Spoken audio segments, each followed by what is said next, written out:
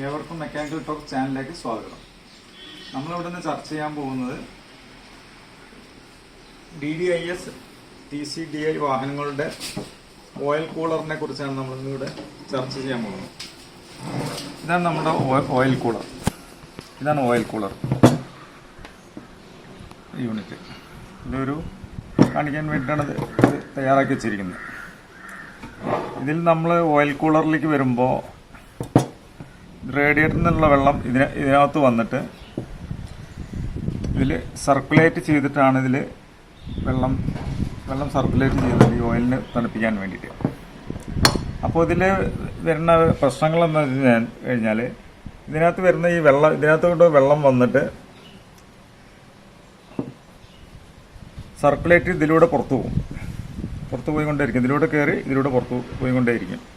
അപ്പോൾ ഇതിൽ മെയിനായിട്ട് പ്രശ്നം വരുന്നത് എന്താണെന്ന് വെച്ച് കഴിഞ്ഞാൽ ഈ ഓയിലും വെള്ളവും തമ്മിൽ മിക്സ് ആവുന്ന ഒരു പ്രശ്നം മിക്ക വണ്ടികളിലും കാണാറുണ്ട്. അതിന് പ്രധാന കാരണം ഇത് പാക്കിങ് മാറ്റി വെച്ച് കഴിഞ്ഞാൽ ഇതും തമ്മിൽ ഒന്നായി പോവുക ചെയ്യുക. ഇവിടെ ദ്രവിച്ചിട്ട് ഒന്നായി പോവുക. ഇതങ്ങനെ ദ്രവിച്ചിട്ടുള്ളൊരു ഓയിൽ കൂളറാണ്. ഇതിന് നമ്മൾ റീകണ്ടീഷൻ ചെയ്തെടുത്ത് ഇരിക്കുകയാണ് ഈ സാധനം. ഇത് വർക്കിംഗ് ആണ് ഇപ്പോൾ. അപ്പോൾ ഇത് റീകണ്ടീഷൻ ചെയ്തെടുത്തിട്ടുള്ള ഒരു ഓയിൽ കൂളറാണ്. കാരണം ഇത് ഒന്നാവുമ്പോഴാണ് ഈ റേഡിയേറ്ററിൽ ഓയിൽ മിക്സ് ആയിട്ടുള്ള വെള്ളം വരുന്നത്. അപ്പോൾ ഇതിൻ്റെ മെയിനായിട്ടുള്ള കാരണം എന്താണെന്ന് വെച്ച് കഴിഞ്ഞാൽ ഇത് കംപ്ലൈൻറ്റ് വരാനുള്ള കാരണം എന്താണെന്ന് വെച്ച് കഴിഞ്ഞാൽ ഈ നമ്മൾ പച്ചവെള്ളം ഉപയോഗിക്കുന്നതുകൊണ്ട്, പച്ചവെള്ളം എന്ന് വെച്ച് കഴിഞ്ഞാൽ സാധാരണ നമ്മൾ ഡ്രിങ്കിങ് വാട്ടർ ഇതിനകത്ത് ഉപയോഗിക്കുന്നതുകൊണ്ടാണ് ഈ അലൂമിനിയം ദ്രവിച്ചു പോകുന്നത്. ഈ അലൂമിനിയം ദ്രവിച്ചു പോവുകയും ഇതിലൂടെ ആണ് മിക്ക വണ്ടികൾക്ക് ഇതിങ്ങനെ വരുമ്പോൾ ഇതിങ്ങനെയാണ് ഇത് നിൽക്കുക. അപ്പോൾ ഇവിടെ മാത്രമേ ഈ ദ്രവിക്കുകയുള്ളൂ. ഇവിടെ മാത്രമാണ് ഇതിൻ്റെ സാധാരണ ഈ അലൂമിനിയം ദ്രവിച്ച് ഇതുമായിട്ട് ബന്ധപ്പെട്ട് പുറത്തേക്ക് ചാടുകയുള്ളൂ, വെള്ളം ഓയിലിലേക്ക് മിക്സ് ആവുക. അപ്പോൾ നമ്മൾ ചെയ്യേണ്ടതെന്ന് വെച്ച് കഴിഞ്ഞാൽ ഇതിനകത്ത് ഇങ്ങനെ ഒരു അലൂമിനിയത്തിൻ്റെ ഒരു പീസ് കട്ട് ചെയ്തിട്ട് കൊടുത്തിട്ട് നമുക്കത് റീകണ്ടീഷൻ ചെയ്തെടുക്കാം. ഇതിപ്പോൾ അങ്ങനെ ചെയ്തിട്ടുള്ള ഒരു യൂണിറ്റാണത്. റീകണ്ടീഷൻ ചെയ്തെടുക്കാം. ഇത് മാറ്റണം എന്നില്ല. വേറെ ഇതിൻ്റെ കംപ്ലൈൻസുകളും കാര്യങ്ങളൊന്നും വരാൻ പോകുന്നില്ല. ഇത് ഓയിൽ ഇതിന് പ്രഷറിനനുസരിച്ച് തള്ളി കൊടുത്ത് ഉള്ളിൽ കയറി റീസർക്കുലേറ്റ് ചെയ്ത് ഫിൽറ്റർ ചെയ്തിട്ട് വീണ്ടും റിട്ടേൺ ഇതിലൂടെ പുറത്തേക്ക് വരുന്നൊരു സംവിധാനമാണ്. ഇതാണ് ഇതിൻ്റെ ഓയിൽ കൂളർ എന്ന് പറഞ്ഞിട്ടുള്ള ആ യൂണിറ്റ്. ഇതിലൂടെ വെള്ളം കയറി ഇതിലൂടെ പുറത്തേക്ക് വരുന്ന ഒരു സംവിധാനമാണ്. ഇന്നും ഔട്ടുമാണ് ഇത് വരുന്നത്. അതേപോലെ തന്നെ ഓയിൽ ഇന്നും ഔട്ടും വരുന്നത് ഇതിലൂടെയാണ്. ഇതിൽ ഓയിൽ കെട്ടി നിൽക്കുമ്പോൾ, സർക്കുലേറ്റ് ചെയ്ത് നിൽക്കുമ്പോൾ ഇതിലൂടെ വെള്ളം ഈ ഓയിലിനെ തണുപ്പിക്കുക. ഇതാണ് ഇതിൻ്റെ റേഡിയേറ്റർ പോലുള്ള ഒരു യൂണിറ്റാണത്. കൂളിംഗ് സിസ്റ്റം ഇതിലൂടെയാണ് നടക്കുന്നത്. അപ്പോൾ നമ്മൾ ചിന്തിക്കേണ്ട എന്താണെന്ന് വെച്ച് കഴിഞ്ഞാൽ ഈ ഓയിൽ കൂളറിനെ നമ്മൾ ഡ്രിങ്കിങ് വാട്ടർ ഒരിക്കലും ഒഴിക്കരുത്. പകരം ഇതുപോലുള്ള കൂളൻ്റ് വാങ്ങിച്ചു വയ്ക്കുക. ഇതിനും ഗ്രേഡ് എന്ന് പറഞ്ഞാൽ 20,000 കിലോമീറ്റർ മാത്രമേ ഇത് ഓടുകയുള്ളൂ. MFC എന്ന് പറഞ്ഞൊരു കമ്പനിയാണ് ഇത് പ്രൊമോട്ട് ചെയ്യുന്നത്. ഇത് 20,000 കിലോമീറ്ററാണ് ഇതിൻ്റെ മാക്സിമം ഈ കൂളിംഗ് നിലനിർത്തുകയുള്ളൂ. അപ്പോൾ ഈ കൂളിംഗ് വാട്ടറിൽ നമ്മൾ ചെയ്യേണ്ടതെന്ന് വെച്ച് കഴിഞ്ഞാൽ ഇതുപോലുള്ള ഡിസ്റ്റിൽ വാട്ടർ വാങ്ങിച്ചിട്ട് ഒഴിക്കണം. ഇതിൽ അയൺ കണ്ടൻറ്റ്, നൈട്രേറ്റ് മുതലായ യാതൊരുവിധ കണ്ടൻസ് ഇല്ലാത്തൊരു വെള്ളമാണിത്. നമ്മൾ ബാറ്ററിയിലൊക്കെ ഒഴിക്കുന്ന ഒരു വെള്ളമാണിത്. ഈ വെള്ളമാണ് നമ്മളിതിനകത്ത് മിക്സ് ചെയ്യേണ്ടത്. ഒരിക്കലും ഡ്രിങ്കിങ് വാട്ടർ ഉപയോഗിക്കാൻ പാടില്ല. അപ്പോഴാണ് ഇത്തരം സാധനങ്ങൾ നമുക്ക് നാശാവാതെ നിലനിർത്താൻ പറ്റുകയുള്ളൂ. അപ്പോൾ അലൂമിനിയം അങ്ങനെയുള്ള മെറ്റീരിയലൊന്നും നശിച്ചു പോവില്ല. കൂളിംഗ് കറക്റ്റായിട്ട് കിട്ടും. അപ്പോൾ എല്ലാവരും ശ്രദ്ധിക്കുക. അപ്പോൾ ഇതിൽ മാക്സിമം ഇതിനകത്ത് 1:7 ആണ്. ചെറുതിൽ 1:4 വരുന്നുണ്ട്. എങ്ങനെയായാലും ഇത്തരം വെള്ളങ്ങൾ അതിനകത്ത് ഉപയോഗിക്കുക. അപ്പോൾ ഇരുമ്പിൻ്റെ അംശങ്ങളോ അങ്ങനെ അയൺ കണ്ടൻസ് ഒന്നും ഇല്ലാത്തൊരു വെള്ളം നമുക്ക് ഇതിനകത്ത് കിട്ടും. അപ്പോൾ ഇതിന് നമുക്ക് കൂടുതൽ ലൈഫ് ഈ ഓയിൽ കൂളറിന് കിട്ടും. DDIS വാഹനങ്ങളുടെയും TCDI വാഹനങ്ങളുടെയും EGR എന്ന യൂണിറ്റ്. ഈ യൂണിറ്റിനെ കുറിച്ച് നമുക്കൊന്ന് വിശകലനം ചെയ്യാം. EGR എന്ന് പറഞ്ഞാൽ എക്സോസ്റ്റ് ഗ്യാസ് റീസർക്കുലേഷൻ സിസ്റ്റം എന്നാണ് ഇതിന് കൊടുത്തിരിക്കുന്ന പേര് അതാണ് EGR. അപ്പോൾ നമുക്ക് ഇതിനെക്കുറിച്ചൊന്ന് ചർച്ച ചെയ്യാം. ഓക്കെ, മാറ്റി വെക്കട്ടെ. ഇതാണ് EGR എന്ന യൂണിറ്റ് സെക്ഷൻ ചെയ്ത് എന്നുവെച്ചാൽ അഴിച്ചിട്ടുള്ള ഒരു രൂപമാണ്. ഇതിലാണ് ഇതിൻ്റെ കൂളിംഗ് സിസ്റ്റം, കൂളിംഗ് വാട്ടർ വന്ന് നടക്കുന്നത്, കൂളൻ്റ്. ഈ കൂളൻ്റ് ഇതിനകത്താണ് കെട്ടി നിൽക്കുക, റീസർക്കുലേറ്റ് ചെയ്തുകൊണ്ടിരിക്കുന്നതിനകത്ത്.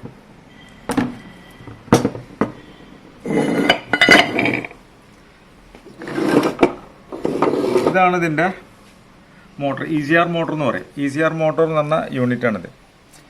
അപ്പോൾ നമ്മളിത് അഴിക്കുമ്പോൾ, ഈ EGR യൂണിറ്റ് ഇത് അഴിക്കുമ്പോൾ, ഇതൊക്കെ അഴിച്ച് ക്ലീൻ ചെയ്യുമ്പോൾ, ഇതെല്ലാം അഴിച്ച് ക്ലീൻ ചെയ്യുമ്പോൾ നമ്മൾ ഒരിക്കലും ഈ യൂണിറ്റ് ഇതിൽ നിന്ന് നമ്മൾ അഴിക്കരുത്.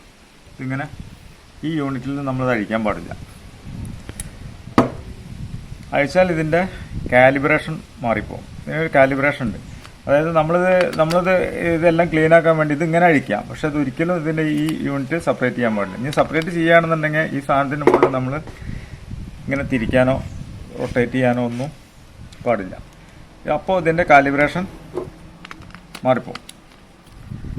അപ്പോൾ എല്ലാവരും ശ്രദ്ധിക്കുക, ഇത് അഴിക്കുന്ന ആളുകളൊക്കെ ശ്രദ്ധിക്കുക. ഇതൊരിക്കലും ഇതിനെ തിരിക്കാനൊന്നും പാടില്ല. ഇത് അഴിക്കേണ്ട ആവശ്യം വരുന്നില്ല ശരിക്കും. എന്നിരുന്നാലും ചില സ്ഥലങ്ങളിൽ ഇത് അഴിച്ച് കാണപ്പെട്ടിട്ടുണ്ട്. കാണപ്പെട്ട് കഴിഞ്ഞാൽ പിന്നെ നമുക്ക് ഒരിക്കലും ഇതിൻ്റെ കാലിബ്രേഷൻ ശരിയാക്കി എടുക്കാൻ ഭയങ്കര പ്രയാസമാണ്. മാനുവലായിട്ട് നമുക്കിത് കാലിബ്രേറ്റ് ചെയ്തെടുക്കാൻ പറ്റും നമുക്കിത്. അതിനൊരു സംവിധാനമുണ്ട്. പക്ഷേ കുറച്ച് വലിയ വീഡിയോ ആണ്, അതുകൊണ്ട് ഞാനത് പിന്നീട് ഒരു വീഡിയോയിൽ ഞാനത് കാണിക്കാം. ഇതിനെ നമുക്ക് കാലിബ്രേറ്റ് ചെയ്തെടുക്കാം. ഇനി ഇതിൻ്റെ ഒരു പ്രത്യേകത എന്ന് വെച്ച് കഴിഞ്ഞാൽ എന്താണെന്ന് വെച്ച് കഴിഞ്ഞാൽ ഇതൊന്നും ഭയങ്കര വിലയുള്ളൊരു മോട്ടറാണ്. ഇത് നിങ്ങൾ ഗൂഗിളിൽ സെർച്ച് ചെയ്താൽ കാണാം. ഇതിനകത്ത് ഏകദേശം ഒരു 10,000 രൂപയിലൊക്കെ മേലെ ഇതിന് വില വരുന്നുണ്ട്. ഇത് ജനറലായിട്ട് റിനോൾട്ടിൻ്റെ ഡസ്റ്റർ പോലുള്ള വാഹനങ്ങളിലും എല്ലാ DDIS വാഹനങ്ങളിലൊക്കെ ഈ മോട്ടർ കാണാം. പിന്നെ അശോക് ലേലാൻഡിൻ്റെ ചില വാഹനങ്ങളിൽ, ടാറ്റയുടെ ചില വാഹനങ്ങളിലൊക്കെ, വലിയ ട്രക്കുകളിലൊക്കെ ഇത് ഈ യൂണിറ്റ് ഉപയോഗിച്ചിട്ട് തന്നെയാണ് ഈ EGR കൺട്രോൾ ചെയ്യുന്നത്. അപ്പോൾ എല്ലാവരും ശ്രദ്ധിക്കുക, അത് ഒരിക്കലും ഇതിൻ്റെ മുകളിൽ നിന്ന് ഇങ്ങനെ അഴിച്ചെടുക്കരുത്. അഴിച്ചെടുത്ത് കഴിഞ്ഞാൽ ഇതിൻ്റെ കാലിബ്രേഷൻ മാറും. കാലിബ്രേഷൻ മാറിക്കഴിഞ്ഞാൽ നമ്മൾ എൻജിൻ ചെക്ക് ലൈറ്റ് കത്തുകയാണതിൻ്റെ ഇതാണ്. പിന്നെ സ്റ്റാർട്ടിങ് ആണെന്നുണ്ടെങ്കിൽ എൻജിൻ ഓഫാക്കി കഴിഞ്ഞാൽ ഒരിക്കലും നമ്മൾ ഇത് ചെയ്യുമ്പോൾ എന്തായാലും പ്രശ്നങ്ങൾ വരികയെന്ന് വെച്ച് കഴിഞ്ഞാൽ ഇതിന് കാലിബ്രേഷൻ ചേഞ്ച് ആയി കഴിഞ്ഞാൽ എൻജിൻ ചെക്ക് ലൈറ്റ് കത്തും, അല്ലെങ്കിൽ സർവീസ് ലൈറ്റ് കത്തും. പിന്നെ നമ്മൾ എൻജിൻ ഓഫാക്കുമ്പോൾ ഇഗ്നിഷൻ ഓഫാക്കി കഴിഞ്ഞാലും ഒരു 2-3 സെക്കൻഡ് എൻജിൻ ഓഫാവാതെ ഇങ്ങനെ ഒന്ന് ജർക്ക് ചെയ്തിട്ടാണ് ഇത് ഓഫാവുക. അതാണ് ഇതിൻ്റെ സിംറ്റംസ്. അതായത് ഇതിൻ്റെ ഈ കാലിബ്രേഷൻ മാറി കഴിഞ്ഞാൽ വരുന്ന പ്രശ്നം. അപ്പോൾ നമ്മളിത് ക്ലീൻ ചെയ്യാൻ അഴിക്കുമ്പോൾ ഒരിക്കലും ഏത് വാഹനത്തിൻ്റെ ആണെന്നുണ്ടെങ്കിലും നമ്മൾ ഈ യൂണിറ്റ് ഇങ്ങനെ മൊത്തം ഊരിയെടുത്ത് ഇവിടെ ക്ലീൻ ചെയ്യുക, ഇതിനുള്ളിൽ ക്ലീൻ ചെയ്യുക, ഇത്രയും ചെയ്താൽ മതി. ഇത് ഒരിക്കലും ഇത് വന്ന് ഈ ബോൾട്ട് അഴിച്ച് സെപ്പറേറ്റ് ചെയ്യരുത്. അതായത് ഇവിടെ വരുന്ന 4 ബോൾട്ടുകൾ വരുന്നുണ്ട്, അതുകൊണ്ട് ഇവിടെ 4 ബോൾട്ട് വരുന്നുണ്ട്, ഇത് അഴിക്കരുത്. അതാണ് ഇതിൻ്റെ പ്രശ്നങ്ങൾ. അപ്പോൾ നമ്മൾ വിചാരിക്കുക വേറെ എന്തെങ്കിലും ഡാമേജ് ആയോ എന്നൊക്കെ വിചാരിച്ച് അതുമിലേക്കൊക്കെ നമ്മൾ പോകും, EGRലേക്ക് പോകും. അപ്പോൾ അത് ഇതിൻ്റെ പ്രശ്നം ഇതാണ്. അപ്പോൾ എല്ലാവരും അത് ശ്രദ്ധിക്കുക. പിന്നെ ഇതിന് ഞാൻ പറഞ്ഞില്ലേ, കൂളൻ്റ് വാട്ടർ നല്ല തന്നെ ഉപയോഗിക്കുക, നല്ല കമ്പനികളിൽ ഉപയോഗിക്കുക, 20,000 കിലോമീറ്ററിൽ മാറ്റുക. ഇതൊക്കെ ചെയ്ത് കഴിഞ്ഞാൽ ഈ EGRന് ലൈഫ് ടൈം പണി വരില്ല. പിന്നെ സർവീസ് ഷെഡ്യൂൾ എന്തായാലും നമ്മൾ ചെയ്യണം. ഓരോ 30,000 കിലോമീറ്റർ കൂടുമ്പോൾ ഇത് അഴിച്ച് ക്ലീൻ ഡെപ്പോസിറ്റ് വരുമ്പോൾ, ഇതിൽ കാർബൺ ഡെപ്പോസിറ്റ് വരുമ്പോൾ ക്ലീനിങ് എന്തായാലും നമ്മൾ പീരിയഡിക്കലായി ചെയ്യണം. ആ സർവീസ് നമ്മൾ ചെയ്യണം, പക്ഷെ ഒരിക്കലും ഇത് അഴിച്ച് പണിയെടുക്കരുത് കേട്ടോ. അപ്പോൾ എല്ലാവരും ഇത് ശ്രദ്ധയിൽപ്പെടുത്തുക. ഓക്കെ. പിന്നെ ഇതാണ് യൂറോ 2 ഓപ്പൺ ചെയ്യുന്നത്. യൂറോ 2 ഓപ്പൺ ചെയ്യുന്ന യൂണിറ്റാണിത്. ഇതാ തന്നെ ECU എന്ന് വരുന്ന സിഗ്നൽ വരുമ്പോൾ ഇത് എയർ വന്ന് വലിക്കുകയും പിന്നെ ഒക്കെയാണ് ചെയ്യുന്നത്. ഇത് നോർമലായിട്ടുള്ളൊരു സംഭവം തന്നെയാണിത്. ഇതിൽ പ്രധാനമായിട്ടുള്ള ഒരു വിഷയം ഇത് മാത്രമേ ഉള്ളൂ. ഇതൊന്നൊക്കെ നോർമലായിട്ടുള്ള ഒരു പ്രശ്നങ്ങളും അധികമൊന്നും വരാത്ത ഒരു തീരെ കംപ്ലയിൻസ് ഇല്ലാത്തൊരു യൂണിറ്റാണ് ഇത്, യൂറോ 2ൻ്റെ. ഇത് അടഞ്ഞു പോകലാണ് ഇതിൻ്റെ ഇതുണ്ട് ഈ യൂണിറ്റുള്ള ഇതിനെ പിടിച്ച് വലിക്കുന്നതാണ് സംഭവം. ഇത് സ്ട്രക്ക് ആവുകയാണ്. ഈ യൂറോ2ൻ്റെ ഏറ്റവും വലിയ പ്രശ്നങ്ങൾ വരുന്നത് സ്ട്രക്ക് ആവുമല്ലോ. അപ്പോൾ ഇതിനുള്ളിലത്തെ കാർബണുകളൊക്കെ ക്ലീൻ ചെയ്യുക. അങ്ങനെ വരുമ്പോൾ ഈ യൂണിറ്റ് കറക്റ്റായി വർക്ക് ചെയ്യും. ഇതിനെ കൺട്രോൾ ചെയ്യുന്ന ഒരു ഡിവൈസാണിത്, ഒരു വാക്യൂം പമ്പാണിത്. അപ്പോൾ എല്ലാവരും അത് ശ്രദ്ധിക്കുക കേട്ടോ. ഓക്കെ, ബീറ്റ് ഡീസൽ കാറിൻ്റെ കംപ്രസറാണിത്. AC കംപ്രസറാണ് ഈ യൂണിറ്റാണിത്. നമുക്കിതിൻ്റെ പ്രശ്നങ്ങളെക്കുറിച്ചൊന്ന് നമുക്ക് ചർച്ച ചെയ്യാം. മെയിനായിട്ടുള്ള പ്രശ്നങ്ങൾ മാത്രം നമുക്കൊന്ന് ചർച്ച ചെയ്യാം. നമ്മളിതിനെ സക്ഷൻ ചെയ്യുമ്പോൾ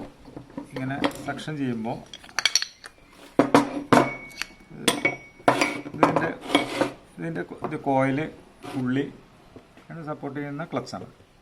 ഇതാണ് സംഭവം. ഇതാണ് ഇതിൻ്റെ പിസ്റ്റൺ ഓടുന്ന ഭാഗം, പിസ്റ്റൺ ബോർ. ഇതിലെന്താ പ്രശ്നം എന്ന് വെച്ചാൽ ഇതിനകത്ത് ഓയിലും ഗ്യാസാണ് നമ്മൾ ഇതിനകത്ത് ഫില്ല് ചെയ്യാറുള്ളത്. ഓയിലും ഗ്യാസ് ആണ് ഇതിനകത്തുള്ളത്. അപ്പോൾ ഇതിൻ്റെ മെയിൻ പ്രശ്നങ്ങൾ എന്താ വരുന്നതെന്ന് വെച്ച് കഴിഞ്ഞാൽ ഇതിൽ 120 ml ഓയിലും ഇതിൽ വരുന്ന ഓയിലാണ് ഇതുണ്ട് ഈ സെറോൾ 300 TD എന്ന ഓയിൽ. ഇതാണ് ഇതിൽ 120 ml ആണ് നമ്മൾ കംപ്രസറിൽ സാധാരണ ഫില്ല് ചെയ്യാൻ കമ്പനി പറയുന്നത്. അതുപോലെ ഇതിങ്ങനെ ഒരു കമ്പനിയുടെ ഇറങ്ങുന്നുണ്ട്, കെനി സോയിൽ എന്നുണ്ട് ഒരു 634 ഗ്രേഡിൽ ഒഴിക്കുന്ന കംപ്രസർ ഓയിലാണ്. ഇത് 120 ml ആണ് ഇതിനകത്ത് ഒഴിക്കാറുള്ളത്. പിന്നെ ഇതിനകത്ത് ഫില്ല് ചെയ്യുന്ന ഗ്യാസാണ് 634 ഫ്ലോറോൺ എന്ന് പറഞ്ഞൊരു ഗ്യാസാണ് 634. ഇത് ഏകദേശം എത്ര 570 രൂപയോളം ഇതിനകത്ത് വില വരുന്നുണ്ട്. ഫ്ലോറോൺ എന്നുള്ള ഗ്യാസിന് വില വരുന്നുണ്ട്. ഇതാണ് ഇതിനകത്ത് നമ്മൾ ഫില്ല് ചെയ്യാറുള്ളത്. ഇതിന് മെയിൻ പ്രശ്നം എന്താണെന്ന് വെച്ച് കഴിഞ്ഞാൽ ഇതിൽ ഈ 120 ml ഓയിലാണല്ലോ ഇതിനകത്ത് നമ്മൾ ഫില്ല് ചെയ്യുക. അതിനുശേഷം നമ്മളൊരു ഏകദേശം ഒരു 30,000 കിലോമീറ്ററോളം 40,000 കിലോമീറ്റർ മാക്സിമം ഓടുമ്പോൾ ഈ ചില കംപ്രസറുകൾക്ക് പണി വരാറ്. വാഹനങ്ങളിൽ ഒരു 30,000-40,000 കിലോമീറ്റർ ഓടുമ്പോൾ ഇതിന് ഒരു കംപ്രസറിൽ ഒരു ഒരയുന്ന സൗണ്ട്, അതായത് AC ഓൺ ചെയ്ത് കഴിഞ്ഞാൽ അങ്ങനെ ഒരയുന്നൊരു സൗണ്ട് ചെറുതായിട്ട് ഇങ്ങനെ കേൾക്കാൻ കഴിയും. അതുപോലെ തന്നെ തണുപ്പിൽ ചെറിയൊരു കുറഞ്ഞു വരും. അപ്പോൾ മിക്ക ആളുകളും ചെയ്യാറുള്ളത് എന്താണെന്ന് വെച്ച് കഴിഞ്ഞാൽ പോയിട്ട് ഗ്യാസ് ഒന്ന് ടോപ്പപ്പ് ചെയ്യും. കുറച്ച് ദിവസങ്ങളെ അതിന് ആയുസ് ഉണ്ടായിരിക്കുള്ളൂ. കുറച്ച് ദിവസങ്ങൾ കഴിഞ്ഞാൽ വീണ്ടും അതേ പ്രശ്നങ്ങൾ വരും. അപ്പോൾ ഇത് എന്താ സംഭവിക്കണമെന്ന് വെച്ച് കഴിഞ്ഞാൽ ഇതിനകത്ത് നമ്മൾ ടോപ്പപ്പ് ചെയ്യുമ്പോൾ രണ്ടാമത് ഗ്യാസ് മാത്രമല്ല ടോപ്പ് ചെയ്യുക. ഈ 40,000 കിലോമീറ്റർ ഓടുമ്പോൾ ഇതിൽ കാണിച്ചിരിക്കുന്ന ഈ ഓയിലുണ്ടല്ലോ, ഇത് ഒരുവിധം ചൂടായിട്ട് ഇങ്ങനെ കട്ടിയാവാൻ തുടങ്ങിക്കഴിഞ്ഞാൽ ഈ ഇതിൻ്റെ പിസ്റ്റണിൻ്റെ ഉള്ളിൽ വരുന്ന ഇതിൽ ഒരു ടെഫ്ലോൺ പോലുള്ള ഒരു സാധനമാണ് ഈ റിങ്സ് പോലെ ഇതിനകത്ത് കൊടുത്തിരിക്കുന്നത്. ടെഫ്ലോൺ കവറാണ് ഇതിനകത്ത് കൊടുത്തിരിക്കുന്നത്. ഈ ടെഫ്ലോൺ കവറിൽ ലൂബ്രിക്കേഷൻ കിട്ടാതെ വരുമ്പോൾ ഇതിൽ കിടന്ന് ഓടിയിട്ട് ഇതെല്ലാം പൊടിഞ്ഞ് പോവുകയാണ് സാധാരണ ചെയ്യാറുള്ളത്. ഈ ടെഫ്ലോൺ അങ്ങനെ പൊടിഞ്ഞു പോയുള്ള ഒരു പിസ്റ്റണാണ് ഈ കാണുന്നത്. ഈ ടെഫ്ലോൺ പോലുള്ള ഒരു സംഭവം കൊണ്ടാണ് ഇത് ഉണ്ടാക്കിയിരിക്കുന്നത്. അപ്പോൾ ഇത് ഇങ്ങനെ പൊളിഞ്ഞ് പോയിട്ടാണ് അങ്ങനെ പിസ്റ്റൺ കംപ്രസർ കംപ്ലൈൻറ്റ് വരികയാണ് സാധാരണ ചെയ്യാറുള്ളത്. അങ്ങനെ വരുമ്പോഴാണ് ഈ സൗണ്ട് കാര്യങ്ങളൊക്കെ വരുന്നത്. അപ്പോൾ അതിനൊരു സൊല്യൂഷൻ എന്താണെന്ന് വെച്ച് കഴിഞ്ഞാൽ നമ്മൾ 30,000 കിലോമീറ്റർ ഓടുന്ന വണ്ടികളൊക്കെ ആ 30,000 കിലോമീറ്റർ ആകുമ്പോൾ അതിൻ്റെ ഗ്യാസും അതുപോലെ ടോപ്പപ്പ് ഒരിക്കലും ചെയ്യരുത്. ഗ്യാസ് ഫില്ല് ചെയ്യുമ്പോൾ എപ്പോഴും ഈ ഓയിൽ നിർബന്ധമായിട്ടും നമ്മൾ കയറ്റണം. അതിന് സാധാരണ ഈ എയർ കണ്ടീഷൻ കടകളിലൊക്കെ ഒരു 1200-1300 ആ റേഞ്ചാണ് സാധാരണ നോർമൽ ഒരു DDIS വാഹനങ്ങൾക്ക് അധികം വാങ്ങിക്കാറുള്ളത്. 1250-1300 ആ റേഞ്ചാണെന്ന് എനിക്ക് തോന്നുന്നുണ്ട്. ഇനിയിപ്പോൾ കൂടിയുണ്ടോ എന്ന് എനിക്കറിയില്ല. അപ്പോൾ നമ്മളൊരു 30,000 കിലോമീറ്റർ ഓടുന്നതിന് മുന്നേ തന്നെ നമ്മളിതിൻ്റെ ഗ്യാസും ഓയിലും നമ്മൾ പുതിയത് നിറയ്ക്കണം. അപ്പോൾ നമുക്ക് ഇതിൽ നിന്ന് ഇങ്ങനത്തെ ഡാമേജ് ആവുന്ന ഈ പ്രശ്നങ്ങളിൽ നിന്ന് നമുക്ക് പ്രശ്നം ഉണ്ടാവാതെ നോക്കാം നമുക്ക്. പിന്നെ അതുപോലെ തന്നെ ഈ കാറിൻ്റെ ഡക്റ്റിൽ വരുന്ന ഫിൽറ്ററാണിത്. ഈ ഫിൽറ്റർ നമ്മൾ ഓരോ 5000 കിലോമീറ്റർ ഓടുമ്പോൾ എടുത്തൊന്ന് പൊടി തട്ടിയിടുക, അങ്ങനെ വൃത്തിയാക്കി ഇടുക. കാരണം ഇതിൽ പൊടി വന്ന് അടിഞ്ഞു കൂടി കഴിഞ്ഞാൽ ഇതിൽ മണ്ണാണ് അടിഞ്ഞു കൂടുക. കാരണം നമ്മൾ കാല് വെക്കുന്നതിൻ്റെ നേരെ മോൾ ഭാഗത്തായിരിക്കും ഈ യൂണിറ്റ് ഉണ്ടാവുക. അപ്പോൾ ഈ മാറ്റിലുള്ള പൊടികളൊക്കെ പൊന്തി ഈ ഇതിലൂടെ പിടിച്ച്, ഇതാണ് ഇതിൻ്റെ ഡക്റ്റ്, കൂളിംഗ് കോയിലാണ്. ഡക്റ്റ് എന്ന് പറഞ്ഞാൽ കൂളിംഗ് കോയിലാണിത്. ഈ കൂളിംഗ് കോയിലിൽ ഈ മണ്ണ് വന്ന് അടിഞ്ഞു കൂടിയിട്ട്, ഈ മണ്ണെന്ന് പറഞ്ഞ സാധനം അറിയാമല്ലോ, എന്തിനേയും ദ്രവിപ്പിക്കാൻ കഴിവുള്ള ഒരു വസ്തുവാണ് നമ്മളെ മണ്ണ്. അപ്പോൾ ഇതിലൊക്കെ ഇങ്ങനെ അടിഞ്ഞ് അക്യുമുലേഷൻ വന്ന ശേഷം, ഇത് ക്ലീൻ ചെയ്തുള്ള ഒരു കോയിലാണ് കേട്ടോ. ഇതൊരു ക്ലീൻ ചെയ്ത് ഞാനത് കാണിക്കാൻ വേണ്ടി ഒന്ന് ക്ലീൻ ചെയ്തൊരു കോയിലാണ്. അപ്പോൾ ഇതിൽ ഈ ഇങ്ങനത്തെ ഭാഗങ്ങളൊക്കെ അടിഞ്ഞു കൂടിയിട്ട് മണ്ണ് ആ ഭാഗത്ത് അലൂമിനിയത്തെ ദ്രവിച്ച് ഓട്ടയാക്കും. ചെറിയ ഓട്ടാക്കാൻ ചാൻസ് കൂടുതലാണ്. അങ്ങനെ ഇതിൽ ഓയിലും ഗ്യാസ് ഇതിലൂടെ ലീക്ക് വരും. ആ ലീക്ക് വരുമ്പോഴാണ് നമുക്ക് ഈ ലീക്ക് ചെറുതായി തുടങ്ങുമ്പോൾ തന്നെ ഇതിലൂടെ ഓയിലൊക്കെ പുറത്ത് വന്നിട്ടുണ്ടാവും ചെറുതായിട്ട്. പക്ഷേ ഇത് ഡക്റ്റിൻ്റെ ഡാഷ്ബോർഡിൻ്റെ ഉള്ളിലായ കാരണം നമുക്കത് കാണാൻ കഴിയില്ല. അപ്പോൾ നമ്മൾ ഈ കംപ്രസർ അടിച്ചു പോകും. അപ്പോൾ ഒന്ന് വാക്യൂം ടെസ്റ്റൊക്കെ നടത്തി, പ്രഷർ ടെസ്റ്റ് നടത്തിയ ശേഷം നിങ്ങളിത് ചെയ്യുക. ഇനിയിപ്പോൾ വാനിലാണ് വരാൻ പോകുന്നത്. അപ്പോൾ എല്ലാവരും ഓയിലൊക്കെ ഒന്ന് മാറ്റി ഗ്യാസൊക്കെ പുതിയ നിറച്ച് വാഹനങ്ങൾ മുന്നോട്ട് കൊണ്ടുപോവുക. ഒരു 30,000 കിലോമീറ്റർ ആയ വാഹനങ്ങളൊക്കെ നമ്മൾ നിർബന്ധമായിട്ട് ഓയിലുകൾ, ഇതിൻ്റെ കംപ്രസർ ഓയിൽ മാറ്റുക, ഫിൽട്ടർ ക്ലീൻ ചെയ്യുക, പിന്നെ കംപ്രസറിൽ ഗ്യാസും ഓയിലും ഒരേ സമയം നിറയ്ക്കുക. നിറച്ച ശേഷം പ്രശ്നമില്ലാതെ ഇത് ലക്ഷക്കണക്കിന് കിലോമീറ്റർ ഓടാൻ ചാൻസ് ഉണ്ട്. നമുക്ക് അവസരം ഉണ്ടാക്കുക. 1,00,000 കിലോമീറ്റർ ഓടി കഴിഞ്ഞാൽ പോലും ഈ കംപ്രസർ കേട് വരില്ല. നമ്മളതിന് പീരിയോഡിക് ട്രീറ്റ്മെൻറ്റ് കൊടുക്കാത്തതുകൊണ്ടാണ് ഇത് കംപ്ലൈൻ്റ് ആയിട്ട് വരുന്നത്. അപ്പോൾ എല്ലാവരും ശ്രദ്ധിക്കുക. വാഹനമുള്ള ആളുകളൊക്കെ ഒരു 30,000 കിലോമീറ്റർ ആകുമ്പോഴേക്കും നമുക്ക് ഓയിലും ഗ്യാസും റീഫില്ല് ചെയ്യുക. അപ്പോൾ അത് ചോർത്തുമ്പോൾ തന്നെ കാണാം. അത് നമ്മൾ വാക്യൂം ചെയ്യുമ്പോൾ തന്നെ കാണാം, ഒരു കറുപ്പ് കളറിലൊരു ഓയിൽ പുറത്തേക്ക് വാക്യൂം ചെയ്യുമ്പോൾ വരുന്നത് നമുക്ക് കാണാൻ പറ്റും. അപ്പോൾ അത് നീക്കം ചെയ്തിട്ട് പുതിയ ഓയിലും ഗ്യാസും നിറയ്ക്കുക. ഓരോ 30,000 കിലോമീറ്ററിലും ചെയ്യുക. അത് വളരെയധികം നല്ലതാണ്. പിന്നെ ഈ പാഡ്, ഇത് ഞാൻ ഒന്നും കൂടി ഒരു പ്രാവശ്യം കൂടി പറയണം, ഈ സാധനം നിർബന്ധമായിട്ടിത് ക്ലീൻ ചെയ്യുക. ഇതിനധികം വിലയൊന്നുമില്ല, 300 to 500 ഇതിന് വില വരുന്നുള്ളൂ. അപ്പോൾ ഇതിലെല്ലാം ഫില്ലായി, മണ്ണ് ഫില്ലാകുമ്പോഴാണ് ഈ സാധനം ഇത് ഇങ്ങനെയാണ് വരിക. ഇതിൻ്റെ മുകളിൽ വരുന്നൊരു സംഭവമാണ്. നേരെ മുകളിലല്ല, ഒരു സൈഡിലേക്കൊക്കെ വരും ഈ സംഭവം. അപ്പോൾ ശ്രദ്ധിക്കുക കേട്ടോ. അപ്പോൾ ഇന്നത്തെ വീഡിയോ ഇവിടെ വൈൻഡപ്പ് ചെയ്യാൻ പോവാണ്. ഇനി പുതിയ വീഡിയോ ആയിട്ട് അടുത്ത പുതിയ വീഡിയോ ആയിട്ട് ഇനിയും വരുന്നതാണ്.